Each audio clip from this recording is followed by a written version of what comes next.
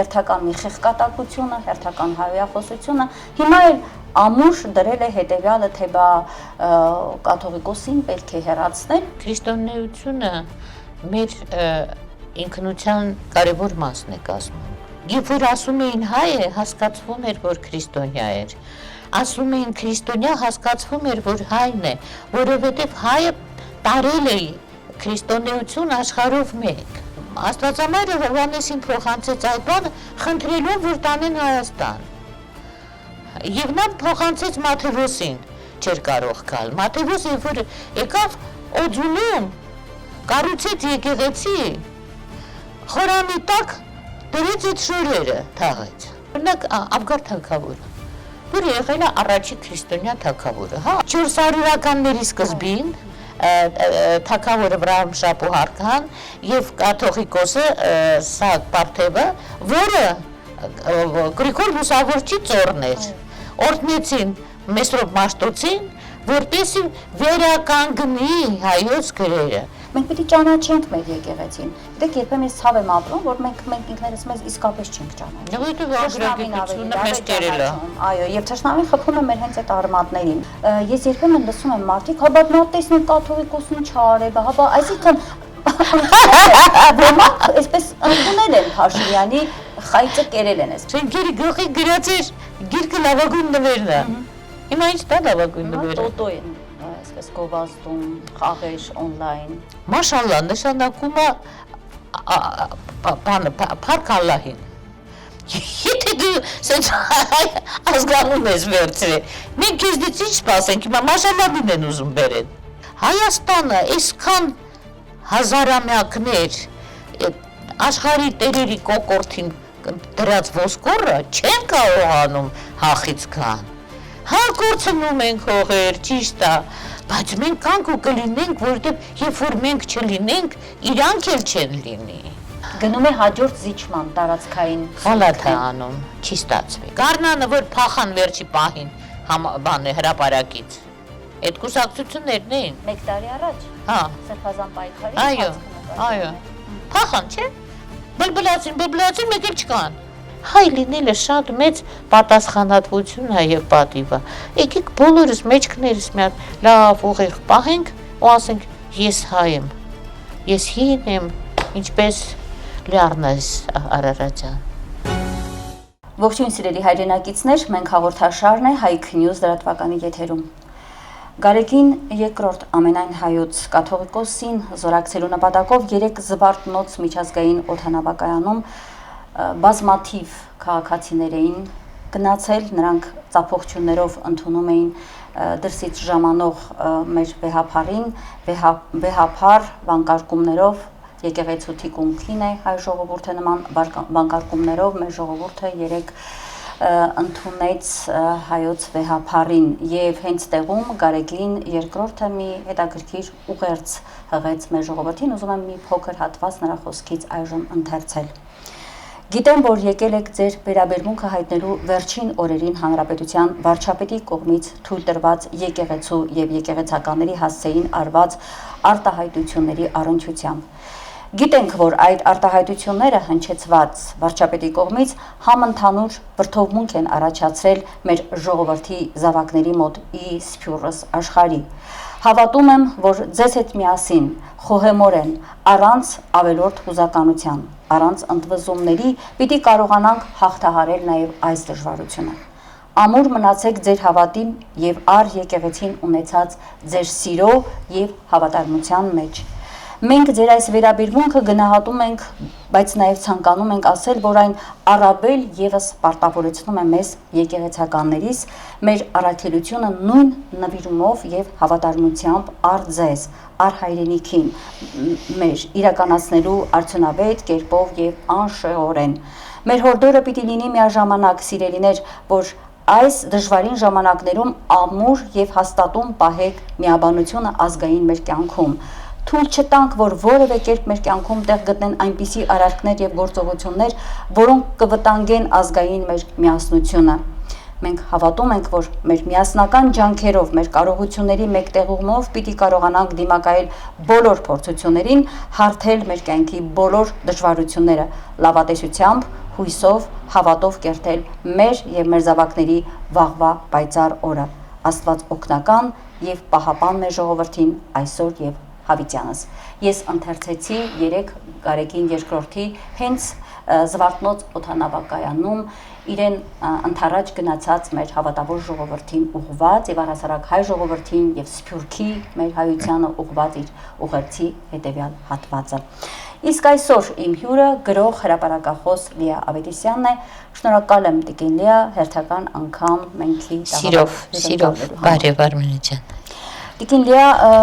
բնականաբար մեր հարցազրույցը պիտի սկսենք մեր օրերի համար մեզ բոլորիս տագնապեցնող այս իրավիճակներով։ Գիտեք, երբեմն ես մտածում եմ, արժե արդյոք խոսել այդ մարդու մասին, արժե արդյոք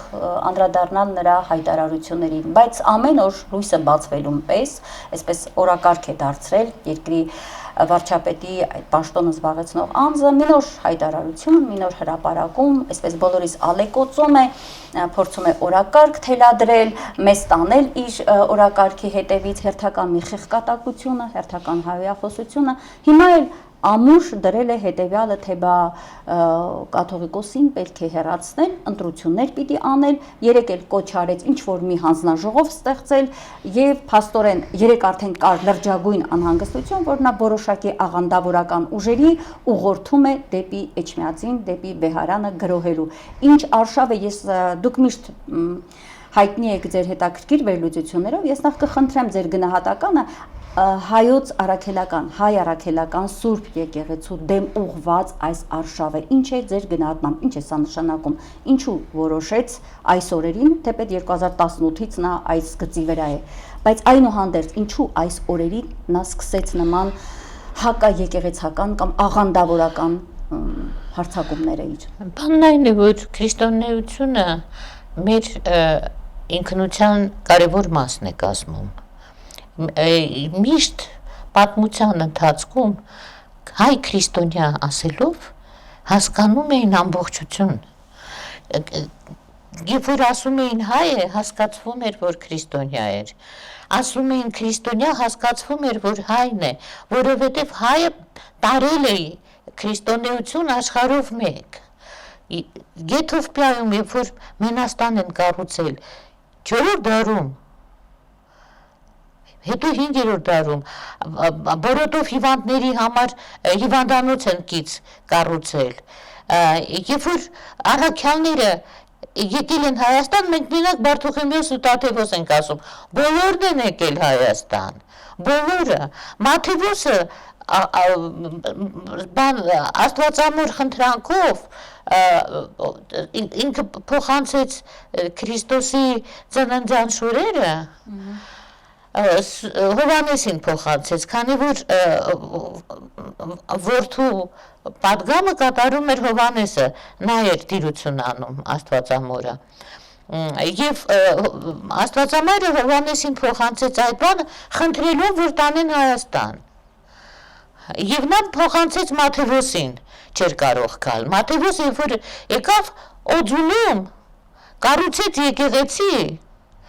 խորանի տակ դրեց այդ շորերը, թաղեց։ Ինչքան չբերքին կար, մերձավոր արևելք, կողքի երկրներ, Եթովպիա, գալիս էին այնտեղ, աղոթում էին եւ հղիանում էին։ Ինչ որ սուրբ հատկություն ուներ, սորավոր հատկություն այդ բանը։ Հիմա երբ որ գնում են բժիշկների մոտ, էկո են անում, այ մարդ մի հատ գնացեք եկեղեցի, աղոթեք, էլի։ Ես մեր տատերը, պապերը նարեկն են, չէ՞, նաև օգտագործել, որպես նարեկը դրել են բարձի տակ։ Ցավոտանեմ, նարեկը որ բարձի տակ դնում ես, ինքը կարող ինչ որ ազդում է, նարեկը պետք է կարդաս, որ ազդի։ Հիմա ամենահեշտ ջերմն է, չէ՞, բարձի տակ դրեցիր ու սմարթֆոնը քորելով քնեցիր։ Չէ, այդպես չի։ Հավատքը աշխատանք է։ Երեխան է աշխատանք։ Հայրենիք սիրելը աշխատանք է, ամեն ինչ աշխատանք է։ Եվ այդ թվում օրինակ չբերությունից բուժվելը, հա, ես մի անգամ շուկայում մի կնոջ հետ ծանոթացա, լոլիկ էր վաճառում, իսկ ես սիրում եմ գյուղացու հետ խոսել, Այդ կինը պատմեց, որ ասում է 7 տարի երեխա չունենք։ Ես ու մարդս ասում է գնացինք 7 եկեղեցի, երբ որ եկեղեցին հեռվում երևում էր, բանը ծնկներին իջնում էինք ու չոչանելով գնում էինք դեպի եկեղեցի։ 7-րդից հետո հողերացավ աղջիկ ունեցավ։ 3 տարի անց միևս մեկ աղջիկ։ Հիմա երջանիկ կին էր ինքը։ Երեխեք ուներ ու որ ասես միջնադարում ա դա տեղի ունեցել, չէ, մեր նորմալ հայ գյուղացի կինը, որը այս հիմարություններից հեռու է։ Վերևը տեսնում է Աստծուն, գյուղում է ապրում, ոտքի տակ մայր հողնա ու ինքը գիտի, որ մայրանալ դել սրբություն է։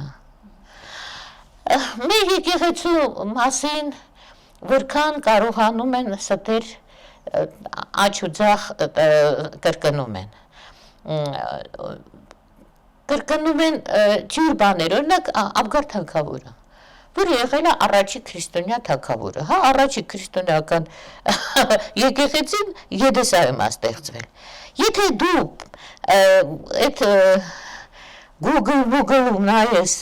Աբգար թագավոր, այլ լեզուներով չես գտնի, կգտնես Աբգար մանայի որդի, Աբգար ու կամա ռուսների մոտ, որ Աբգար հայկամն էր, չես գտնի, որ ինքը, էդ ինչա բոլորը գրում են, որ բորոտով էր հիվանդ, ինքը բորոտով հիվանդ չէր, իր հիվանդությունը անհայտ է, ինքը ծանր հիվանդ էր, ինքը լսել էր, որ Քրիստոսը բազմաթիվ հիվանդություններ է բուժում ու թվարկում եմ իր նամակում Քրիստոսին։ Ու Քրիստոսը ասում է, ես հիմա չեմ կարող, պետք է իմ գործը ավարտեմ և գնամ հորս մոտ վերադառնամ, բայց քեզ մոտ կգա իմ աշակերտներից մեկը և կբուժի, և այդպես էլ լինում է։ Ամենտեղ գրում են, որ բորոտով հիվանդ Աբգարն էր։ Հայ եկեղեցին այնքան սուրբ է, այնքան սկզբնադիր է, իհարկե, որ հայ առաջին քրիստոնյա թագավորին նման բնութագրում իհարկե, այսինքն քխ, բորոտով հիվանդ ինչ-որ մեկը, հասկանում ես, ու բան շատ զորեղ է նաև են, ինչ հիշեցրեցիք, հա, թուղթը ուղարկում է Քրիստոսին և գալիս է և բուժվում է Աբգար թագավորը և դարձի է գալիս։ Ինքը գրում է, որ լսել եմ ես, որ ջհուդները հետևիցդ ընկել են, ուզում են քեզ պատժել, արի ինձ մոտ քաղաքս մեծ չի, բայց հարմարավետ երկուսիս էլ համար տեղ կանի։ Եվ Քրիստոսի պատասխանը, իդեալական պատասխանը, որը միշտ մեջ բերում են, ասում է սուրբ է նա, ով առանց տեսնելու ինձ հավատաց։ Դա Աբգարն էր։ Երանի նրանց, ով Երանի, այո, Երանի։ առանց տեսնելու կհավատաս։ Այո, և դա Աբգարին էր ուղղված։ Հետո բանը, տես, ժամանակ առ ժամանակ մարդկանց մեջ գցում են ապուշ խոսակցություններ, թե Գրիգորը լուսավորիչ չէր, խավարիչ էր, շատ ես լսել երևի։ Աղանդավորներից եմ միայն լսել։ Կարևոր չի, տեսքից հայ է, չէ, 2 ոտ ունի, 2 ձեռ ունի, 2 աչք ունի, ինչու են այդպես ասում։ Արժեզրկելու համար, բնականաբար։ Արժեզրկելու ամբողջ մեր համակարգը, որովհետև իդեպ մեր վեհապար հայրապետին էլ վերաբերվում, Գրիգոր Լուսավորչի որդին Արիստակեսը ևս կաթողիկոս էր, որդի ուներ։ Իրա ծոռը Մեսրոպ Մաշտոցին օրհնեց, որ Այբուբենը ստեղծի։ 400-ականների սկզբին թագավորը Վրահամ Շապուհարքան և կաթողիկոսը Սահակ Պարթևը, որը Գրիգոր Լուսավորչի ծոռն էր, օրհնեցին Մեսրոպ Մաշտոցին, որպեսզի վերականգնի հայոց գրերը, ոչ թե ստեղծին նկարի, պետք էր վերականգնել համակարգը այբենական, որովհետև տարրերը կային, Մաշտոցը այնպես չէ, որ մենակ վերականգնող էր, ստեղծեց նաև։ Նա մեծագույն գիտնական էր։ Նա մեծ գիտական աշխատանք արեց, որովհետև այն որ 4 շրջանակով բաժանված են տարերը, հա, այդ վերջի տարերը կազմում են 9999, 10,000-ը արդեն բյուր բառն է։ Դա պատահական չի, մեր եկեղեցիների մուտքին տարերով է գրված ստեղծման տարեթիվը, այսինքն մեր եկեղեցին թվերին միշտ վատ է վերաբերվել, բացասական է վերաբերվել, որտեվ գիտեր, որ թվերի մեջ սատանան է նստած, հիմա որ փողով ծախում են իրար, երկիր են ծախում, այդ թվերն են։ Մի քիչ կբացեք, այսինքն ինչ թվերով են ծախում երկիրը։ Փողը բա ինչ է։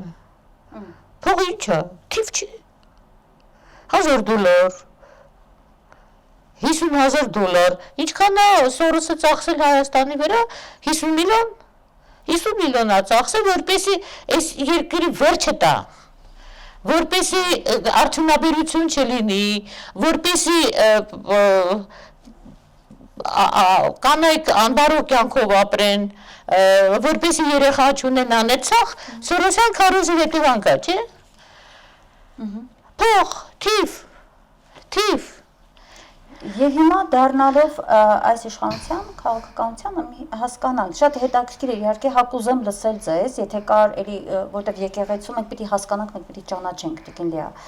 կարևոր ձևով սկսեցիք ձեր խոսքը, որ մենք պիտի ճանաչենք մեր եկեղեցին։ Գիտեք, երբեմն ես ցավ եմ ապրում, որ մենք ինքներս մեզ իսկապես չենք ճանաչում։ Որտեղ ագրագիտությունը մեզ կերել է։ Այո, եւ թշնամին խփում է մեր հենց այդ արմատներին, լավ ճանաչելով եւ վտանգ տեսնելով հենց այդ արմատներից։ Հիմա մեր ինքնության Հենասյանը հարված է հասցվում, ես երբեմն լսում եմ մարդիկ, հա բա նա տեսնեն կաթողիկոսն չարե, հա այսինքն ոմանք այսպես ընդունել են Փաշինյանի խայծը կերել են, այսպես ասեմ, հա։ Գիտես ինչ, Արմինե ջան, շատ հեշտ է օրդ անցկացնես բամբասելով, ու կարևոր չի, դու հարևան մանուշից ես բամբասում, թե վեհափար Հայրապետից, թե գիտնականից, թե գրողից, բամբասում ես, դրա համար ոչ մակարդակ է պետք, ոչ խելք է պետք, նստած ամենա զզվելի ու բնականաբար ամենահեշտ գործն է։ Դրա համար ես անընդհատ որ կոչ եմ անում մեր սիրելի տիկնանցիո պարոնանց, որ սովորեն, որ գիրք կարդան։ Դրա համար, որովհետև գիտես մարդ երբ որ վեպ է կարդում, իր հոգին զվարթ է։ Նա դու չես կարող, ինչքան երկար կյանք էլ ապրես, ինչքան մեծ շրջապատել ունենաս, դու այդպիսի կենսափորձ չես ունենա, որքան ձեռք ես բերում, երբ որ կարդում ես, ասենք թե Վենետիկի վաճառականը Շեքսպիրի, որտեղ ամեն ինչ կա, ընկերություն, հանուն որի կարելի է նույնիսկ կյանքդ բան անել, վաշխառուին գրավ տնել, ամեն ինչ, ուրիշ կողմից նվիրում, երբ որ այդ աղջիկը շորերը փոխած գալիս է որպես փաստաբան, որպեսի կարողանա ազատի նրան, այն ընկերը, որը ընկերոջ փոխարեն գնաց նավերով արևտրի եւ այլն, եւ տականքը, հաջորդ տականքը, որը պատրաստել մի ֆունտ միստ կտրել իր աջանից։ Ոչ մի 100 տարվա կյանքը այդ փորձը չի տա, ինչ որ տալիս է Շեքսպիրը, ինչ որ տալիս է Տոլստոյը, ինչ որ տալիս է Պարուշ Սևակը։ Ուղղակի մարդիկ հետ են սովորել, հիմա դժվարանում են կենտրոնանալ երկար ժամանակ, որտեղ հեռախոսը մարդկանց հետ է սովորացրել կենտրոնանալուց։ Այն ինչը մարդու մոտ ինքնաբերաբար զարգանում է մինչև 7 տարեկանը, չէ, փոքր երեխան օրինակ չի կարողանում երկար նստել խաղալ, պետք է հետը խաղաս, որ ինքը չփախնի, այդ իր խորանարդիկները չթողնի։ Իսկ երբ որ 7-ը լրանում է, ինքը արդեն պատրաստ է դպրոցում 40 րոպե նստել, դա է պատճառը, որ 7-ից է էին վերցնում երեխեքին դպրոց։ Հիմա նախ 6-ից սկսեցին վերցնել, երկրորդն էլ երեխան նորածին ձեռը արդեն հեռախոս կա։ Ինչա մաման իրան հեքիաթ չկարդա։ Այս բոլորը իրար հետ կապված է։ Այսինքն մենք չունենք գիտակից գիրտ, գրականություն սիրող, գիրք սիրող, գրքով ապրող, հետաքրքիր պատմությունը, սեփական ժողովրդի հոգևոր եւ աշխարհիկ պատմությունը իմացող հասարակություն եւ այդ առումով հասարակությունը ի՞նչ է, ես չգիտեմ, այդ ի՞նչ է։ Դե ի՞նչ է, ժողովուրդ, լավ, մեր ժողովուրդը։ Մենք հրաշալի ժողովուրդ է։ Հրաշալի։ Ես զարմանում եմ ամեն անգամ, թե ինչ լավ ժողովուրդ է։ Նկատում եմ, չէ, ինչպիսի կանայք ունենք, ինչպիսի տղամարդիկ, լավ ժողովուրդ է։ Ուղղակի սխալ օրինակ ունեն աչքի առաջ։ Որպես իշխանություն։ Հա, որպես իշխանություն, որպես դասախոսներ բուհերում, որտեղ վառ բաներ են քարոզում երեխեքին։ Օրինակ կրթությունը նորաձև է, քարոզը ինչ է։ Երբ որ գնում էր կազարմաներ, այն ժամանակ ասեր կրթությունը նորաձև։ Գիտես ոնց, իմ առաջի աշխատատեղը այնպես ստացվեց, որ ինձ խնդրեցին ուղղակի, քանի դեռ սպասում էի, որ գնամ աշխատեմ թարգմանիչ արտասահմանում համալսարանից հետո, պետք է բանով անցնեինք թույլատվությունների դարպասներով։ Ծանոթը ասեց Բալիկ ջան, վարչապետի քարտուղարուհին սուսուփուս ամուսնացել գնացել է, քարտուղարուհի չունենք վարչապետի մոտ։ Խնդրում եմ քեզ մի 2-3 ամիս արի յոլատար, մինչև մարդ գտնենք։ Իսկ մարդ գտնելը մի քիչ դժվար էր, որ պետք է կուսակցական լիներ, պետք է բարձրագույն կրթություն ունենար, ես իմ քորոքաչալ չլիներ եւ այլն։ Ու ես գնացի։ Այնտեղ հավաքվում են մեծ դահլիճեր, նույնն է ինչ որ հիմա է։ Հավաքվում են գործարանների տնօրենները, մարզպետերը, նախարարները եւ սպասում են, որ կամ միասին պետք է մտնեն վարչապետի մոտ։ Գրիգորի Արզումանյաններ են ժամանակ վարչապետը, համեստ խելացի մարդեր։ Կամ հերթով պետք է մտնեն, կամ ժողովի։ Իրենք խոսում են իրար հետ։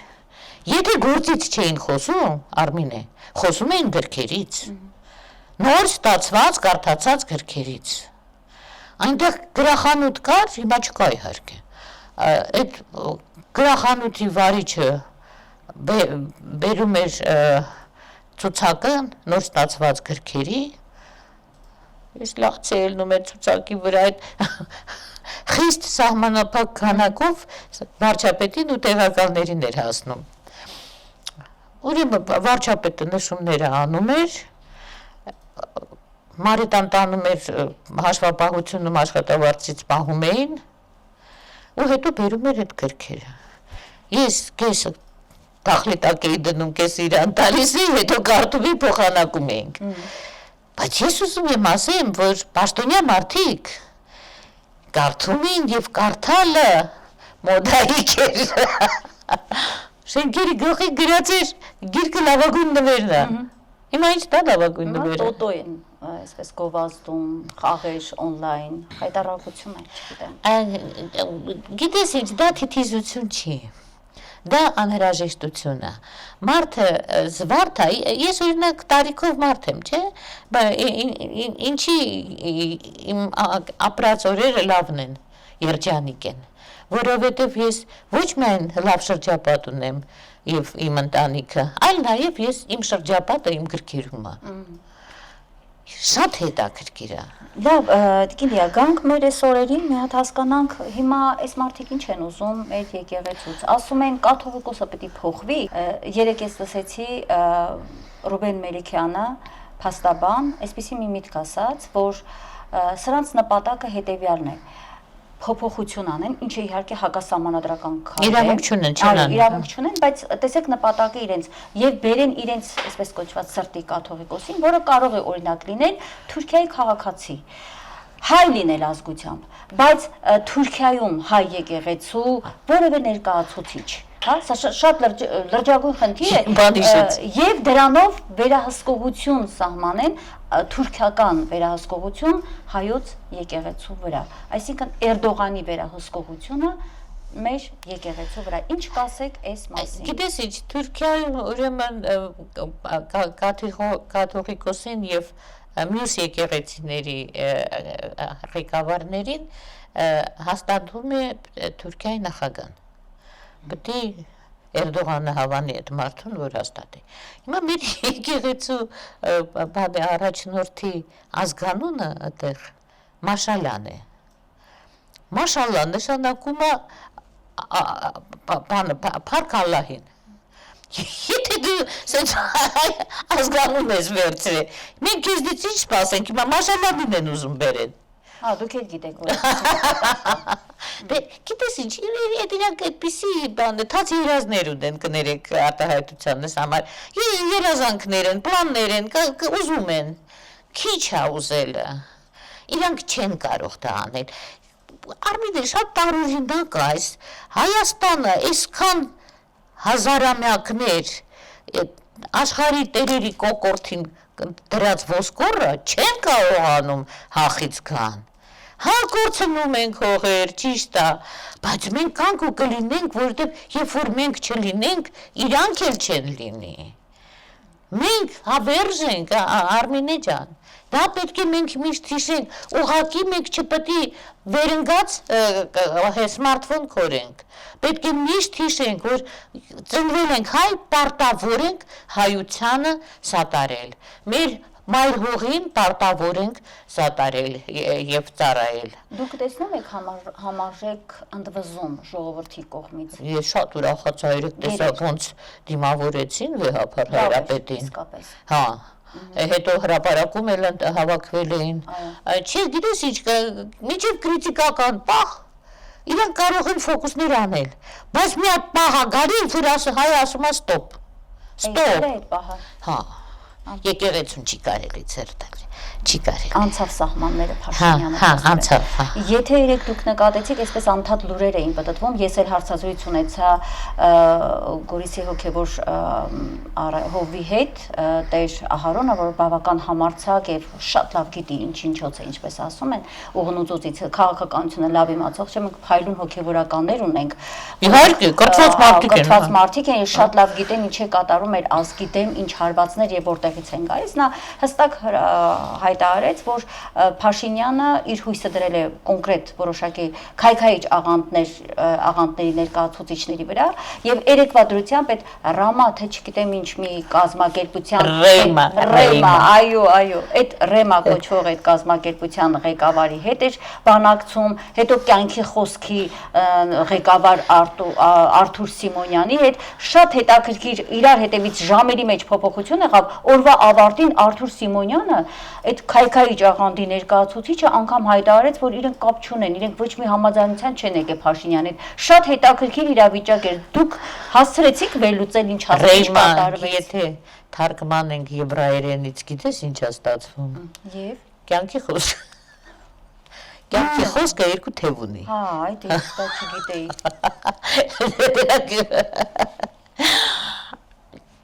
Դա ինքը չի անում։ Իր գլխում 3 ծալք կա, 3-ն էլ ուղիղ են։ Դա իրան նախապատրաստում են ամեն ինչ դավթարով դնում են դեմը, ասում են կատարի։ Ոնց որ այն աղի օրենքը, հա, որ սեղանի վրա աղ չպետք է լինեն ռեստորանում։ Հա իրան մոգոնացը չէր։ Կա մի հատ դավթար հաստ, որտեղ ծանր ու թեթև տարբեր առաջադրանքներ ունի կատարելու։ Թեթևները կատարել է։ Չէ, ծանրերից մեկն էլ է կատարել, մեր հայրենիքը փոքր, մեր Արցախը հրաշք հանձնեց Թուրքին։ Գնում է հաջորդ զիջման տարածքային։ Հալաթ է անում, չի ստացվի։ Ես երբ որ ասում եմ, որ այս երկրի գլխին պետք է 2 հոգի կանգնած լինի, քահանա ես զինվոր, ինչու եմ ասում, որովհետև 30 տարի է եւ ավել քաղաքացիական կուսակցությունները բազմաթիվ ներկա են եւ արդեն մարդիկ կան, որ այն օրվանից մինչև հիմա ղեկավարում են այդ կուսակցությունները։ Բա ուր եք։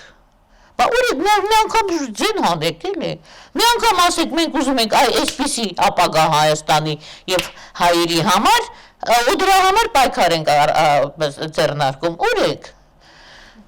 քաղաքացիական ղեկավարները միշտ պատրաստ են զիջումների, որովհետև թիվը։ Իրանք այս թիվը շատ լավ հաշվել գիտեն։ Միգուցե իրանք կաշառք չեն ստանում, իրանք ուղղակի լավ պայմաններ են ստանում, որպես իրանք բիզնեսը ձեռք չտան կամ ինչ-որ մի տենց բաներ։ Նկատում եք ընդդիմադիր այսօրվա գործիչներին։ Ես չեմ ասում, որ ընդդիմադիր են, կարող է ընդդիմադիր չեն, որ ընդհանրապես չեզոք են։ Բայց ինչի համար են այդ կուսակցությունները, կներես, ինչի համար են։ Դուք որ 100 քանի կուսակցությունն են, կոնկրետ որ կուսակցությունների մասին։ Բոլորի, անպատիժ։ Կարծում եմ հիմնականում այն կուսակցությունները, որոնք խորհրդարանում են օրինակ ներկայացված կամ ակտիվ են արտախորհրդարանական դաշտում, չէ՞։ Եվ ինչ։ Մենք պահանջ ունենք։ Եվ ինչ, իրանք ինչ են ասում ժողովրդին։ Դե երեք օրինակ այդ կուսակցությունները նաև առաջնորդեցին ժողովրդին եւ ինքնաբուխ էր իսկապես համաժողովրդական էր այդ ինքնաբուխ այդ ցանկություն առաջացավ եւ կային նաև կուսակցությունների ներկայացուցիչներ, այսինքն Գառնան պես վերջի պահին չեն փախնի, ինչպես Գառնանը որ փախան վերջի պահին բան է հրապարակից։ Այդ կուսակցություններն էին։ 1 տարի առաջ։ Հա։ Սրբազան պայքարի ընթացքը նկատի ունեք։ Փախան, չէ՞։ Բլբլացին, մեկ էլ չկան։ Ժողովուրդը քորոփոշման մնաց։ Այդպես չի կարելի։ Ժողովրդին անընդհատ հուսադրել եւ խուսախապ անել չի կարելի, ամոթ է։ Քաղաքացիական կուսակցությունները սովորաբար ուղղակի իշխանությանը գտնող եւ իշխանությանը ձևի համար, համի համար բանը կծու բաներ ասողնա։ Վերջ։ Որն է իրանցից բարձրաձայնել, թե ուրա արդյունաբերություն չպետք է լինի այս երկրում։ Այս տղեկը, որ ավարտում են համալսարանը, պոլիտեխնիկը, որտեղ պետք է աշխատեն։ Ուզում եք, որ անպայման դուրս գնան, այդտեղ կորչեն։ Սա կարևոր հարց է։ Ծնելիությունը, անընդհատ ես դրանից խոսում եմ։ Այդ որ գիտես ինչ, երբ որ բերում են օտարերկրացիներ, եւ արդեն ամենուր ենք տեսնում, հա, անունը հնդիկա, բայց պակիստանցիներ են իմիջայլոց։ Դա ինչի համար է բերվում։ Մի կողմից համոզում են հայերին ամեն կերպ քողարկված, թե լավ ինչ է կանում է շատ երեխա, թող մի հատ լինի, այդ ինչ վայրենություն է 4 երեխա ունենալ, 7 երեխա ունենալ, ասում են, չէ՞։ Հալա մի բան էլ ամոթանք են տալի այդ սուրբ մարդկանց։ Մյուս կողմից լցնում են պակիստանցի եւ ինչ է ստացվում։ Երկրի բարունակությունը եւ էությունը փոխվում է, որովհետեւ Հայաստան էր, հայաբնակ էր, հայ քրիստոնյա էր ապրողը, հայախոս էր։ Հիմա ով ասես եկել է լցվել է, այն օրը ինձ ասում էին, որ այդ պակիստանցիները որտեղ էր, ոչ 30 հոգով նամազ էին անում։ Մեզ մոտ Երևանում, այո։ Եվ կրթության լեզուն այլևս միայն հայերենը չի։ Օրինակ Դիլիջանի դպրոցը Ռուբեն Վարդանյանի, այդտեղ հայերեն չեն էլ անցնում ընդհանրապես։ Ինչ անենք միջազգային դպրոցը։ Հարվարդն էլ միջազգային դպրոց է, իրենց լեզվով է, չէ՞ դասավանդում։ Հասանք այն բանին, որ մեր ինքնությունը ուզում են սասանել։ Մեր ինքնությունը դա մեր ազգի իմունիտետն է։ Իմունիտետը, եթե առողջության մասին է խոսքը, դա մարմնի ունակությունն է պայքարել ցանկացած վարակի դեմ։ Մարդու դեպքում իմունիտետի պակասը անուն ունի։ Տոլերանտություն։ Եթե դու տոլերանտ ես, ամեն ինչ ընդունում ես, դու արդեն իմունիտետ չունես։ ախր ինքն շատ են գժերը աշխարհում ղեկին կանգնած։ Մենք գիտենք ովքեր են։ Ну օրինակ բանը Մեր երկիրը ղեկավարողներ։ Կարլոս Թագավորը Անգլիայի։ Ինքը քնելու գնում է իր խաղալիք արջուկի հետ։ Ինքը գործողում գնում է այդ արջուկի հետ։ Այդ նորմալ է Արմինե։ Տղամարդը, տարեց տղամարդը, իր մանկության խաղալիքը հետը մանա տալիս։ Բան մի հատ ֆիլմ կար, Overlord։ Այն բանի նավի տերը մի հատ բան անունը ինչ է խրխունջ, մեծ խրխունջ ուներ, հետը խոսում էր։ Հիմա արջուկի հետ քնում է։ Հա, այսինքն ինչ է ստացվում, պետություններին, ազգերին ղեկավարում են ովքեր, ինչ մարդիկ։ Հիմա ես ուզում Գժեր։ եկեք գանք դեպի Հայաստան, հա, դեռ հասկանանք, ասենք օրինակ մի հետաքրքիր քիչ առաջ պատրաստում էինք նյութ եւ հիշեցինք մեր լրագրողներով, որ Նիկոլ Փաշինյանը եթերից առաջ դեղահաբեր էր ընդունել։ Վերջի շրջանում հաճախ, ընդհանրապես իր մասին հաճախ են, հա, հարցեր հնչում, եւ այդ հարցերի պատասխաններն առ այսօր չկան։ Օրինակ, որքան ժամանակ է Նիկոլ Փաշինյանը բուժվել հոգեբուժարանում, մենք գիտենք, չգիտենք, ինչ հիվանդությամբ է տառապել, գիտենք, չգիտենք։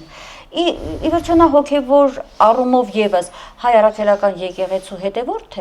թե ոչ, թեպետ այդպես է ներկայանում։ Իրավունք ունի որպես այդպես ներկանալ եւ աղանդավորական քարոզչություն իրականացնել։ Բազմաթիվ հարցեր կան, որոնք հայ ժողովուրդը առ այսօր հնչեցրել է եւ չի ստացել այդ հարցերի պատասխանը։ Այդ թվում նաեւ ինքը գենետիկորեն իր գենետիկ կոդը ինչ է, հա։ Մարդիկ ասում են գնաց մի հատ թեստ անցնի, տեսնենք ազգությամբ դու հայ ես, թե հայ չես, ով է քո հայրը, Վովա Փաշինյանն է, թե ոչ։ Ես ինչու եմ սա հնչեցնում որպես լրագրող, ես այդ իրավունքն ունեմ։ Ես ուզում եմ իմանալ ով է ղեկավարում իմ երկիրը,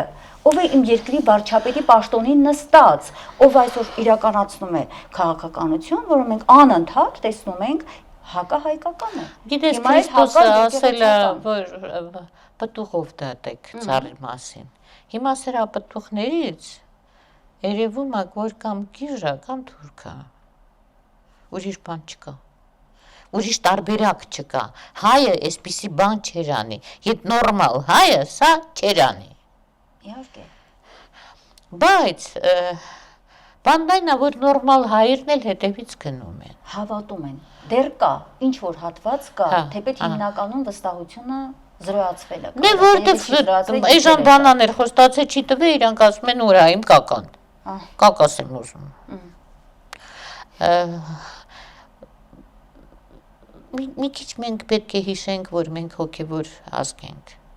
Մենք միշտ օրինակ ենք ծառայել աշխարհին։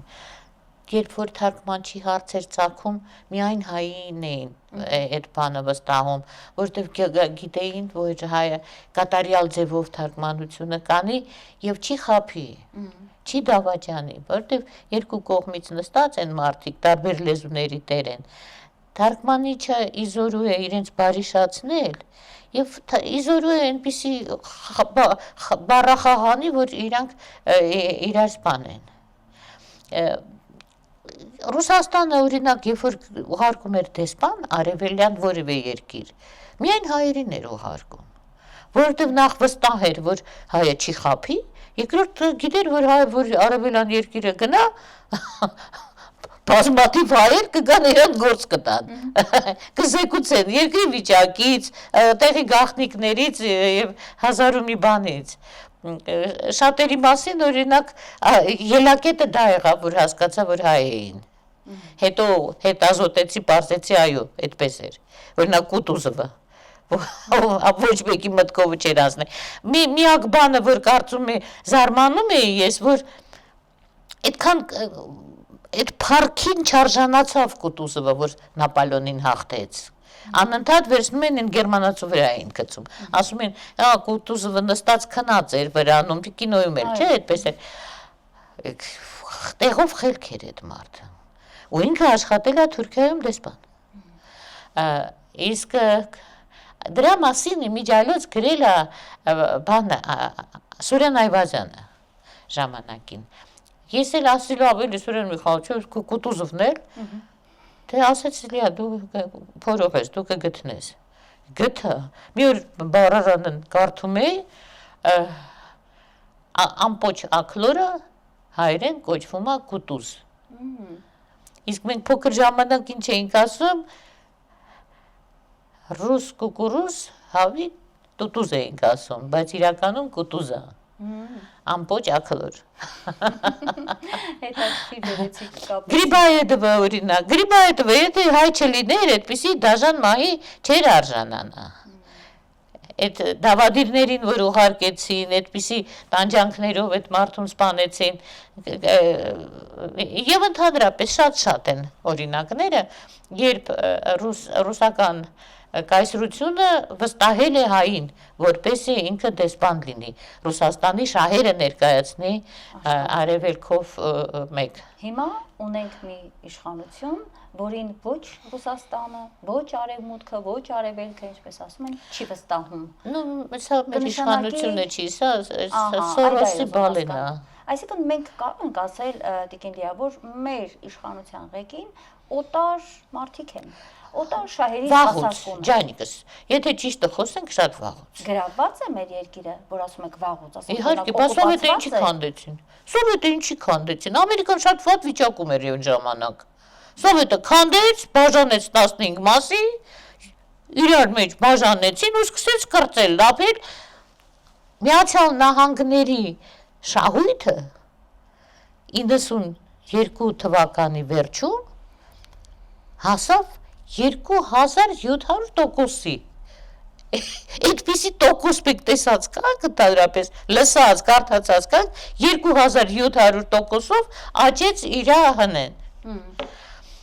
Ինչի հաշվին թալանեցին 15 երկրները։ Այն մի հատ ֆիլմ կա, Սիրունիկը։ Այդ միլիոնատերը ինչով էր հարստանում։ Ինքը բանը առնում էր մեծ բաներ գործարաններ, կոմբինատներ, բաժանում էր հատվածների, կտոր ծախում էր։ Այդպես շահավետ է։ Երբ որ առնում ես դու բիրիկ, եւ հետո մանրածախ ծախում ես։ Նույնը արեցին Սովետի հետ։ Այն 3 ալկոգոլիկները, որ գնացին Բելավեժիայում խմեցին ու ստորագրեցին, այդպես արեցին։ Մեր երկիրը, որ առաջավոր երկիր էր արդյունաբերող, որ արտադրում էր ամեն ինչ, սկսած կերպասից եւ արհեստական մետաքսից վերջացած ուղաթիռով, երազ մեքենայով, սառնարանով արագած, դաշնամուրով կոմիտաս, ինչ չէինք արտադրում։ Բանի հրթիռի իլումինատոր սարքում էր Կիրովականի գործարանը, խիմկոմբինատը։ Վնի պոլիմեր հետազոտական ինստիտուտ կար կաուչուկ գործարանին կից, իրա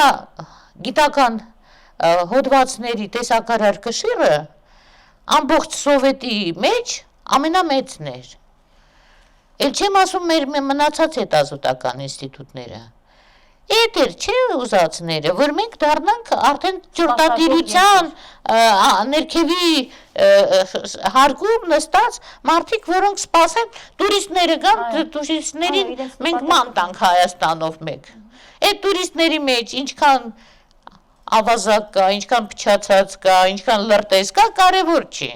Իրանք կգան 2 կոպեկ կթողնեն փող, թիվ։ Լավ, Տիկին Լիա, գալով նորից մեր երկիրի հիմա ուզում հասկանամ ինչ վիճակում ենք մենք, էլի, դուք էլ ձեր վերլուծությամբ ապացուցում եք, որ այո մենք օկուպացված ենք օտար ուժերի կողմից, օտար օրակարգ է իրականացում, սա հակահայկական իշխանություն է։ Այո։ Եվ որ իրեւ հենց այդ Խորհրդային Միության քանդումից հետո մեր երկիրը լցվեց աղանդավորներով, սա էլ պատահական չէ։ Հետո վրա եկան LGBT-ն, սա էլ պատահական չէ։ Եվ այդ բոլոր ուժերին 2018-ին Նիկոլ Փաշինյանի այդ բոլոր ուժերը կանգնեցին Նիկոլ Փաշինյանի կողքին։ Պարզվում է, որ այսօր եւս ինքը իր հույսը դրել է այդ մարդկանց վրա։ Ես նորից պիտի դառնամ այն իմ հարցին, որը մնաց անպատասխան։ Ասա ջան։ Երեք շատ հետաքրքիր այդ փաստը եղավ, անգամ աղանդավորության ղեկավար Արթուր Սիմոնյանը օրվա կեսից հետո, երբ որ մեծ աղմուկ բարձրացավ, հասարակությունը սկսեց շիկանալ, լարվել, թե ինչ խաղեր է տալիս Փաշինյանը, լուր անգամ տարածվեց, որ Արթուր Սիմոնյանի հետ համագործակցության վերջնահաստակիչ որ պլան ունեն, որպեսզի հետո իրեն կրոնի վարչության պետ նշանակեն։ Այս լուրերը մեկը մեկին հաջորդեց, եւ որ 1500 աղանդավորել որպես զինվոր արդեն զինվորագրվել է, որ պիտի գրոհի Էջմիածինը, հոп, մեկ էլ հայտնվում է Սիմոնյան Արթուրի հայտարարություն, թե մենք այդ բոլոր բաների հետ կապ չունենք։ Մի հատ խնդրում եմ, դուք քաղաքական լուրջ հոտառություն ունեցող, հետաքրքիր նաեւ քաղաքական անցյալ նաեւ ունեցող քաղաքական դիտարկումներ անող մեր քիչ թվով մտավորականներից եք։ Մի հատ կվելուծեք, այդ ինչ ալիքեր եկավ անցավ։ Ну դեռ չի անցել։ Չէ, իհարկե չի անցել։ Արթուր Սիմոնյանի խոսքը պետք է բաժանել 12-ի, 26-ի, չգիտեմ ինչքանի, ինքը այդ որ հարցում է եղել ինքը վստահելի անց,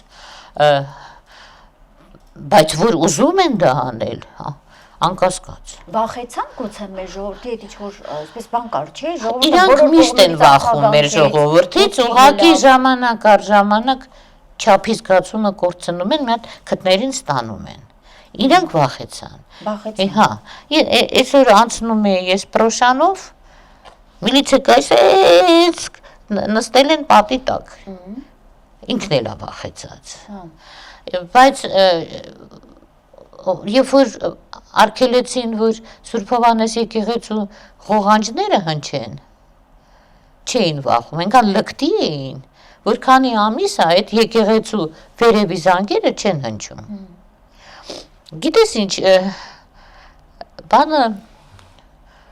Դովլատով կար մի հրաշալի գրող, հայրը հայր, ասում էր լավ Ստալինը վատն էր, բայց 1.5 միլիոն գործ տվող ովքեր էին, որ դիմում էին գրում։ Հիմա մեզ մոտ գործ տվողները, եթե ճիշտը խոսենք, շատ են։ Ու այդ ձեր ասած փողով աշխատողներն են ուղղակի, Իհարկե։ փողը բոլորին է գայթակղել։ Այո, Ու ստացվում է երկիր ծախելը դարել է այսպես շատ հեշտ։ ուրիշ բան չունի, ուրիշ ապրանք չունի, ծավը տանեմ, էսա մեր սուրբ հայրենիքն է, որ պատրաստ է ծախել։ Գիտես ինչ, բան կա, որ փողով չես առնի։ Իսկական սերը չես առնի փողով, ընտանիքը չես առնի փողով, բայց ծախել կարող ես։ Բայց ձեռը բռնողա, չէ՞, պետք։ Մենք պետք է բռնենք, չէ՞, Մենք մեր պետք է, ժողովուրդը։ դա մենք պետք է Ժողովուրդը անենք։ ոնց է թույլ տալիս, մինչև հիմա շարունակում է ծախել։ Մեր ժողովուրդը պետք է հասկանա, որ միայն Հայաստանը պահպանելով մենք սուրբ գործ ենք անում։ Դա շատ կարևոր է։ Մեր ապագա հոգևոր կյանքի համար էլ կարևոր է։ Քրիստոնյա Հայաստանի պահպանումը։ Այո, այո։ Թե չէ Որովհետև կներեք էլի շատ ներողություն ընդհատելու համար, որովհետև կարող է մեր երկիրը մնալ, շարունակի մնալ, ասենք, անունել Հայաստան, բայց իրականում չլինի քրիստոնեական, հայի երկիրը չլինի, հայի հայրենիքը չլինի։ Անունն էլ կփոքեն կհանեն, չէ, ցավը տանեմ, չի մնա անունն էլ։ Մենք պետք է ամեն մեկս հասկանանք, որ մենք պատասխանատու ենք մեր երկրի համար։ Ոնց որ մենք քչից շատից, հա, ոչ բոլորը հասկանում ենք, որ պատասխանատու ենք մեր ընտանիքի, մեր երեխեքի, մեր ընկերական շրջապատի, դու մեր շենքի մուտքի համար, հա, որ այդտեղ չենք կեղտոտում, որ սրբում ենք արջևը, նույնը մեր հայրենիքն է, ու հայրենիքից սուրբ բան չկա։ Սասունցի եղբայրները, երբ որ Բաղդադից դուրս էին գալի, մայրիկի ձեռքն էին պագում, հասան հայոց թագավորություն իրենց պապիկի մոտ, Գագիկ թագավորի մոտ, մայր հողը պագեցին, Հայաստան չէին տեսել երեխեքը, ուրիշ տեղ էին ծնվել, բայց եկան մայր հողը պագեցին, ու ես հիշում եմ, երբ որ ես փոքր էի, ֆիլմեր կային հայրենադարձության մասին նաև, Եվ այդեղ եկողները, ես չեմ հիշում ինչ ֆիլմեր, Հրաչյա Ներսիսյանն էր խաղում, երբ որ ինքնաթիռից իջնում էին տրապով, աչում էին հողը։ Ինչու է աղմկում գետը, ճիշտ հիշեցի։ Հրաչյա Ներսիսյանի խաղով, հրաշալի մի Երևի, սահմանից են կողմ, հա, աչքերով նայում էր դեպի Արևմտյան Հայաստան, ինչից հիմա մեզ կտրել են ուզում, ասում են մեր հայրենիքը, այս ինչքան Հայաստանի Հանրապետությունն է, որը ինքը սահմանել է 28743 քառակուսի կիլոմետր, ընդ որում 29800-ից արդեն Դե այն ֆարգայից որ կտրեց է, դա Հայաստանը կտրեց։ Այսինքն հիմա ինչքան կտրի Տիկին Լիա, այնքան ասելու այդ կտրած հատվածն է։ Արցախը կտրեց տվեց, էլ չհիշեք Արցախ, չհիշեք Արևմտյան Հայաստան։ Ձերքերին պետք է խփել։ Խփել, այո։ Պետք է ձերքերին խփել, որովհետև հարամ ձերք է։ Քանի որ հարամ ձերք է, պետք է ձերքերին խփել։ Չի կարելի։ Ամեն հայ տղամարդ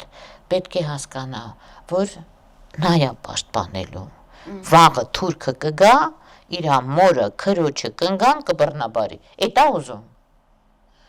Թող չկարծեն, որ թուրքը ուրիշ է, պուպուշ է, արդեն փոխվել է։ Ոչ,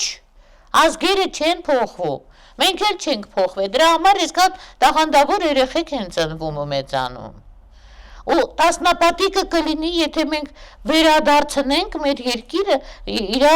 բնական մակարդակին։ Հիմա մեզ թույլ չեն տալիս հենց այդ կարևոր գործը անել։ Ինչ են անում։ Ամեն առավոտ մեզ իրենց այդ խեղկատակ օրակարգն են թելադրում, զբաղվում են մարզեր շրջելով, կրթելով մեր այս ժողովրդին, իրանց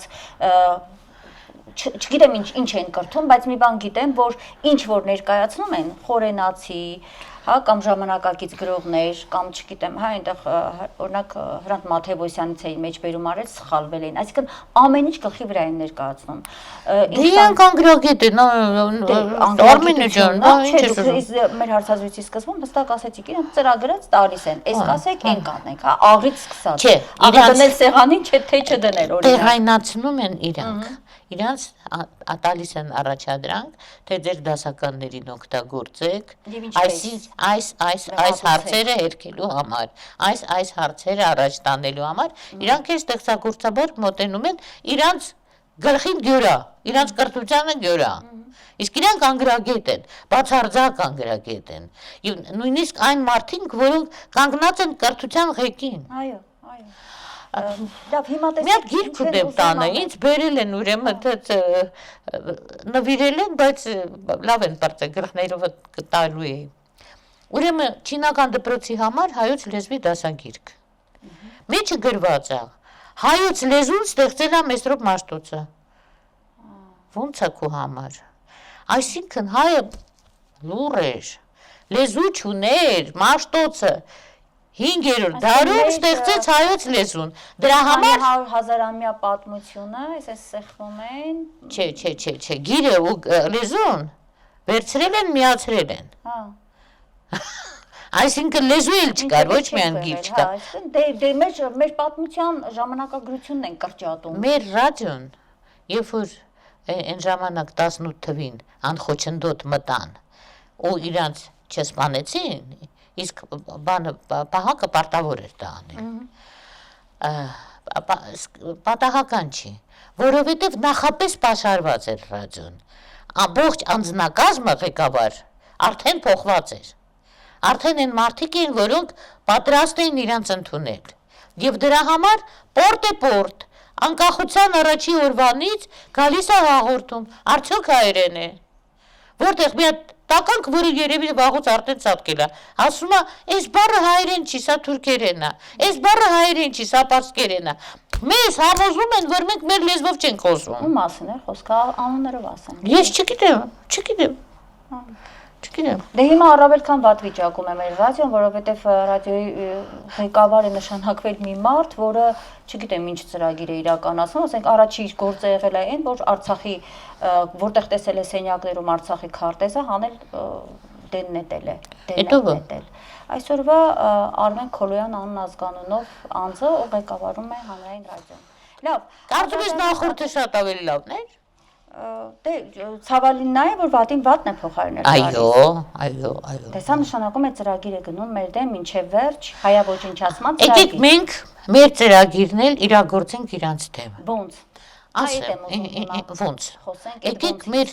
տան խոսույթը, մեր ընկերական շրջապատի խոսույթը դարձնենք հետևյալը։ Ինչ ձեռնարկենք որպեսզի վաղվա Հայաստանը լինի իդեալական Հայաստան։ Ինչ անենք, ինչպիսի կրթություն տանք երեխաներին, ինչպիսի արդյունաբերություն վերսկսենք, ինչի հաշվին երկիրը պահենք մոտակա ժամանակներում, եւ այլն, եւ այլն։ Ով են մեր ընկերները դուրսը, եւ ով թշնամի է։ Մենք դա պետք է խոսենք։ Չունենք, բայց այդ ծրագիրը, Տիկին Լիա։ Եկեք ստեղծենք։ Ովքեր պիտի Թող ամեն Մանուշակ ու Վարդուշ, երբ որ միասին նստում են, ոչ թե վեհապար Հայրապետի շորերը քրքրեն, այլ դրա մասին մտածեն, իրաց զավակները, իրաց թոռները, ինչ կուզեին, որ ինչ բախտի արժանանային, որ երկրում ապրեին։ Տիկին Լիա, դուք շատ կարևոր բան եք ասում հետևյալ առումով, տեսեք, միշտ ասում են, այս մարդկանց հաղթելու համար, սրանց հնարավորինս արագ հեռացնելու համար պետք է լուրջ այլընտրանքային ծրագիր, որ ով է նստում դա ստեղծում, ակադեմիայում պիտի դա ծնվի, որևէ քաղաքական կուսակցության գրասենյակում դա պիտի ծնվի, մտավորականներին կանչում ես եթեր, ասում են խնդրում եմ չգամ, որովհետև գործից կազատվեմ, կամ երեխայիս կվնասեն, մենք էս ինչ վիճակում ենք, Արմինե ջան, արի սենց, համախմբված այն թիմը, այն մտավորական ներուժը կա, բայց այդ համախմբումն է պետք, որ ծնվի համախմբված ծրագիր սրանց որպես այլընտրանք։ Թող ամեն մեկը այս մի ամսվա ընթացքում ամեն հայ, ամեն եզդի, ամեն ռուս, ովքեր որ ապրում են այստեղ, իրենց տեսլականը գրեն վաղվա Հայաստան, այն երկիրը, որտեղ կուզեմ ապրել, ու թող փողի մասին չգրեն, եթե կարելի է, թող գրեն գործի մասին, նպատակի մասին, թող ամեն մեկը անի, մեկ ամիս անց, երբ որ արդեն կգրեն, քեզ կուղարկեն, ինձ կուղարկեն, մենք հանդիպենք, իմի բերենք։ Հիմա սա մի հատ որպես կոչ հնչեցրեք, խնդրեմ։ Ուղղեք մեր ազգային փոքրամասնություններին արդեն ասացիք, հա, իրենք ունեն համապատասխան այդ գրասենյակներն աշխատում են, իրենք էլ թող աշխատեն։ Այո, որովհետև օրինակ եզդի ազգը ունի այդ իրավունքը, նաև հետաքրքիր իր տեսլականը ներկայացնելու, չէ՞, մեր այդ կրվել են տղեկը կարգին մարդիկ են եզդիները, ինչը որպես դաշնակից ժողովուրդ եւ Չի, հետո մալականները հետաքրքիր համայնք են շատ։ Այսինքն մենք մեր ներսում ունենք դաշնակից բարեկամ ժողովուրդներ, որոնք եւս կարող են օգտակար լինել այդ հարցում, հա։ Եվ ներսում ունենք, եւ դրսում պոտենցիալ ընկերներ ունենք։ Այսօր շրջապատ չունենք։ Մենք ուղղակի ճորն ենք, որ գնանք ասենք yes sir, yes ma'am, всё։ Այդքան բան։ Բայց մենք պետք է պատկերացնենք, ոնց որ գիտես ինչ, այդ հատկությունը կորել է։ Ես ուր գնում եմ հյուր, բուջուր երեխեքին հարցնում եմ, ինչ ես ուզում դառնաս։ Երեխեքը շվարում են, ասում են դեռ շուտ է, դեռ կմտածենք։ Առաջ փոքր երեխեն արդեն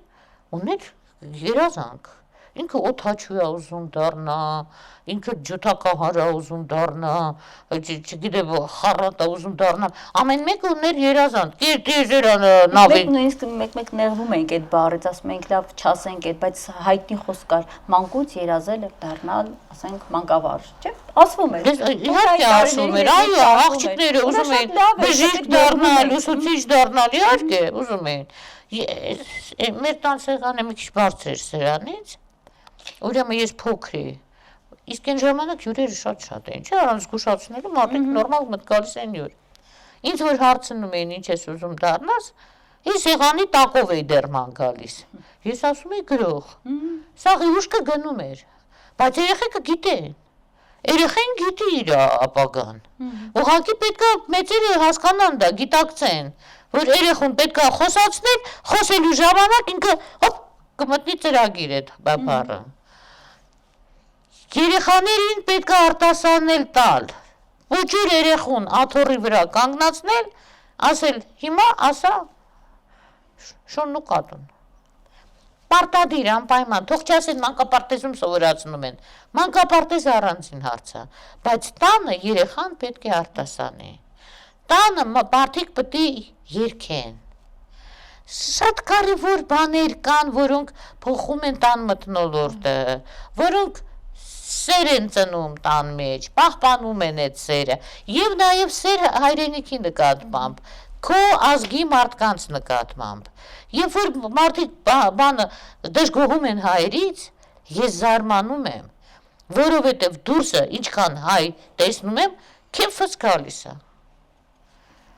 Ուրիշ բան որ համացանցում իդիոտներ են շատ հաճախ։ Դրանք էլ մեծ մասամբ ֆեյքային են։ Այո, իհարկե, բայց փողոցում հրաշալի մարդիկ են։ Ճանապարհ են զիջում, դուռ են բացում, ծանրաձեռդ օգնում են։ Ես խնդրում եմ, բոլորս մենք հիմա կենտրոնանանք այն բանի վրա, որ տանը, դասարանում, լսարանում, ընկերական շրջապատում սկսում ենք երազել։ Հայաստանում այս գործարանը ստեղծվի, Հայաստանում այս արտադրությունը դրվի, ես այսպիսի արդեն ծրագրեր ունեմ, այսպիսի սարք եմ ուզում արտադրեմ, ես գիտեմ, շատ շատերի մոտ, մեր տղեկի մոտ հազարավոր գաղափարներ կան բան ստեղծելու, բայց սրանք թույլ չեն տա, չէ։ Նույնն էլ Սերժն էր։ Առանձին դեռ արձանագրում ենք նպատակը, որպեսզի հետո դա դառնա գործնական։ Այո, պետք է ցույց նպատակը ուրվագծենք, որ մարդիկ իմանան, որ ուղղությամբ մտածել։ Ոչ թե ով հետ քնել է, ումից ինչա ծնվել։ Այսինքն Տիկին Լիա, դուք հետաքրքիր մի մոդել առաջարկեցիք, մենք այդ մեր նպատակների գրառումով, դա գուցե կարելի է նաև Facebook-ով էլ, հա, ամեն մարդ առավոտյան գրի, ինչպեսի Հայաստան է ուզում ունենալ, հա, եւ դրանով մենք հարվածենք Նիկոլ Փաշինյանի այս կեղտոտ հայոյախոս շրշագից ցածր մակարդակի նրա հայոյախոսությունների եւ Facebook չմտնեն, ասեն ես այսօր ընկերներ ջան, կներեք, ես այսօր զբաղված եմ։ Ես այսօր գրում եմ վաղվա Հայաստանի ծրագիրը, զարգացման ծրագիրը։ Մի շաբաթ հետո կհանդիպենք ու կփոխանակենք ծրագրերը։ Հիմա ոմանք գուցե կողքեվորվեն, կհետաքրքրվեն, ոմանք էլ կասեն լավ, գրեցինք ծրագիրն ու դրեցինք դարակում, հետո Այո, սրանք հեռացնելու ոնց ենք իրականացնելու։ Չէ, Արմինե ջան, ես քեզ ասեցի, չէ, որ մի ամիս մարդիկ պետք է աշխատեն այդ ծրագրերի վրա։ Դա հանակ մասխարա չի։ Դա լուրջ աշխատանք է, որովհետև երբ որ դու ասում ես, որ պետք է ծուլարան կառուցես, դու պետք է հանքափորների հետ մի հատ գլուխ տաս։ Դու պետք է իմանաս ինչպիսի ներուժ ունի մեր ընդերքը, ինքնարժեքը ինչքան է հանելու, հազար ու մի բան։ Այդպես որ սա լուրջ աշխատանք է, սա թիթիզություն չի, սա մանկական հանդեսի բան չի։ Սա լուրջ աշխատանք է, որը ուղղված է մեր երկիրը վերակենդանացնելու, որտեղ հիմա ծանր հիվանդ է։ Իսկ վերակենդանացնել կարող ենք ընկերովի, գյուղը կանգնի, գերանքը կոտրի։ Ուրեմն պետք է գյուղը կանգնեցնենք նաև, այստեղ շատ կարևոր խնդիր, եւ սրանով նաև ավարտենք, որտեղ կա մեծ անհանգստություն, որ այս մարդը իր այս խաղերով, իր դրսից ստացած պատվերով, որովհետև նաև նպատակ ունի 2026-ին վերընտրվել, մնալ եւ հավաստիացումները իր այս պահվածքով տալիս թշնամական երկու պետությունների ղեկավար Ալիև Էրդողան զույգին, որ ինքը պատրաստ է գնալ ամեն ինչի, հասավ մինչև հայության, սրբության սրբոցին, եկեղեցուն։ Եվ դրա համար իրեն, ասենք, շահագրգիռ միջազգային որոշակի կառույցներ, որոնց համար նախընտրելի է ձեր ասած կոկորթում մնացած հայ ժողովուրդը, որպեսզի այլևս չլինի, ուրեմն հերթական անգամ օգնել եւս Նիկոլ Փաշինյանի, որ նա վերընտրվի եւ վերացնի հայ ժողովրդին, հայոց պետականությունը, այս իրականացնի թուրքական հայտնի ծրագիրը։ Հիմա իրեն դա է պետք եւ դրա համար ինքը պատրաստ է ամեն ինչ անել, այսպես պատեպատ տալ հայ ժողովրդին, մինչեւ վերջերս սևեր սպիտակներ, հետո նախկիններ ներկաներ, հիմա էլ հոգեվոր դաշտում է պարակտում մցնում եւ արդեն մի քանի ժամանակ է, որ պատտվում է հետեւյալ միտքը ազգային բախումներ հրահրելու նրա նպատակի մասին։ Կգնա մեր ժողովուրդը, կլինենք այնքան սթափ, որ ինքներս մեզ հեռու կպահենք այդ բախումից, ներքին եղբայրասպան պատերազմից, ինչին հանգիստ պատրաստ է հրահրել Փաշինյանը։ Գիտես ինչ, դրսի պատվերը առ ոչինչ է, երբ որ կա ներսի պատվեր։ Երբ որ կա ներսի պատվեր,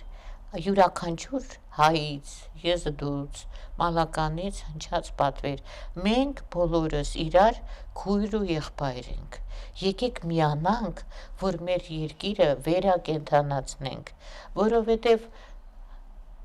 կարելի էր ծաղրել, ծիծաղել, բայց մենք ապրում ենք երջանիկ երկրում, որտեղ մարդիկ առավոտյան գնում էին աշխատանքի, երեխաները դպրոց, երբ կոպեկներ արժեր կինոյի տոմսը, թատրոնի տոմսը, ֆիլհարմոնիայի տոմսը, երբ նույնիսկ ամենատգետ ընտանիքում երեխաները գնում էին օպերա, իսկ հիմա ամենալավ ընտանիքներում երեխան օպերա տեսած չկա, լսած չկա։ Այսինքն եկեք հիշենք, որ հայը ինչի համար է ստեղծված, Աստված ինչի համար է մեզ արարել, իսկ մեզ Աստվածն է արարել։ Մենք երջանիկ ժողովուրդ ենք, որը ունի ասույթ։ Մեզնից սկսվել է, մեզնով կվերջանա։ Ոչ մի ժողովուրդ դա չունի։ Մենք ունենք, ու դա պատահական չի։ Ոչ մի ասույթ, ոչ մի հեքիաթ, ոչ մի առակ իրան չի ծնվում։ Ծնվում է ինչ-որ աստվածային էներգետիկ դաշտում։ Եվ դա պետք է իմանանք։ Եվ դա մեծ պատասխանատվություն է հայ լինելը, եւ մեծ երջանկություն է։ Ու այն հեղուշները, որ կասեն, դե լավ է, լիանա, նո մագազինն էլ հայր, ես իրանց խղճում եմ։ Իրանք վաղը կգնան կանհետանան։ Իրանց մասին իրանց երեխեքը չեն հիշի, իմ երեխեքը կհիշեն։ Եվ կապարտանան։ Պետք էլ չի։ Կարևորը, որ մենք հիշենք լավ մարդկանց, որոնք ծառայել են մեր ազգին, մեր երկրին։ Սա մեծ պատիվ է։ Հայ լինելը շատ մեծ պատասխանատվություն է եւ պատիվ է։ Եկեք բոլորս մեջքներս մի հատ լավ ուղիղ պահենք ու ասենք ես հայ եմ, ես հին եմ, ինչպես Լիառնաս Արարատյան։ Շնորհակալ եմ Տիկին Լիա, ինչպես միշտ շատ հետաքրքիր է ձեզ հետ զրուցել այս անգամ եւս կարծում եմ մեր զրույցը հետաքրքիր էր, եթե կա ուրիշ ասելիք, եթե կարելի է Արմինե ջան, շատ են, եթե կա խնդրեմ իհարկե։ Շատ են խոսում, որ քրիստոնեությունը նոր կրոն է, մենք մեր ուրիշ է եղել եւ այլն, հա։ Վերանվանելը ուրիշ բան է, կրոնը փոխելը ուրիշ բան է։ Եթե նայում ենք պատվիրանները, հայը երբեք այս պատվիրաններից շեղված չի եղել։ Հարգել է հորն ու մորը, չի շնացել։ Շնանալը դա լեւը գնալ չի։ Շնանալը այն է, որ շունը եւ կենթանին ընդհանրապես իր քրոջը, եղբորը հետագայում չի ճանաչում։ Ու հետը մտնում է սեռական կապի մեջ։ Մարդու դեպքում դա հղի է բազմաթիվ գենետիկ հիվանդություններով։ Ինչի ականատեսն ենք մենք եղբայրական Ադրբեջանում, Թուրքիայում եւ այլն, հա, որտեղ ընտանիք կա, որ չորեքթաթ են ման գալիս, ընտանիքներ կան, որտեղ ահավոր շեղումներ կան եւ այլն։ Դա դրանից է մեզ մոտ առաջին իսկ սահմանադրության մեջ վաճական թագավորի գրված է, որ եթե այդ արգելքը հաղթահարեք, գլուխակ կտելու, որտեղ գիտի, որ հիվանդ սերունդ է գալու։ Այսինքն մենք միշտ ապրել ենք այս պատվիրանների ներքո։ Հիմա եթե փոխվել է անունը, դա նորմալ է, պետք է Քրիստոսը գար, համբարձվեր, նոր կրոնի անունը փոխվեր, բայց կրոնը մնացել է նույնը։ Օնիկ Կարապետյան, մի հատ տաղանդավոր տղակար Լենինականում, բանաստեղծություններ էր գրում, իրանց գործարանի բանը բազմատիրաժ թերթում տպում էին։ Հետո Օնիկ Կարապետյանը եկավ Երևան, դարձավ գրողների միության անդամ, դառավ Հովհաննես Շիրազ։ Նույն մարդն է, անունը փոխվեց։ Կամ ռուսը Մակդոնալդս ուներ բազմաթիվ։ Հիմա այդ սանկցիաների տակ ընկան, Մակդոնալդսը փախավ։ Շենքերը մնացին, սպասարկման եղանակը մնաց, աշխատակիցները մնացին, մենյուն մնաց։ Ռուսը ինչ արեց, փոխեց անունը, վկուսնը ի տոճկը, Մակդոնալդս չկա։ Վերանվանումը ուրիշ բան է, կրոնի փոփոխությունը ուրիշ բան է, Մեր արիական այո հավատքն է, որը միշտ է եղել։ Մեր խաչը, որը ծաղկած խաչ է, դա դահիճի գործիք չի, ինչպես դա անվանում են, հա, կաթողիկ եկեղեցու սպասավորները։ Սա կենաց ծառն է, սա միշտ եղել է մերը։ Այս նույն հավատքն է, ոչ մի բան չի փոխվել։ Այն որ մայմունություն են անում, ասում են հին հույների պես բազմանդամ ընտանիք եւ բանը պրոֆիլային բանը աստվածներ, սուտ է։ Էս է եղել միշտ մեր պատկերացրած սրբությունը, մեր ուժը, մեր ոտի տակի հողը, մեր երկինքը մեր գլխի վրա։ Քրիստոնեությունը ուղղակի վերանվանված մեր կրոնն է։ Թող երբեք չխոսեն, երկու են բաները վատ բառեր գալիս են բերանս։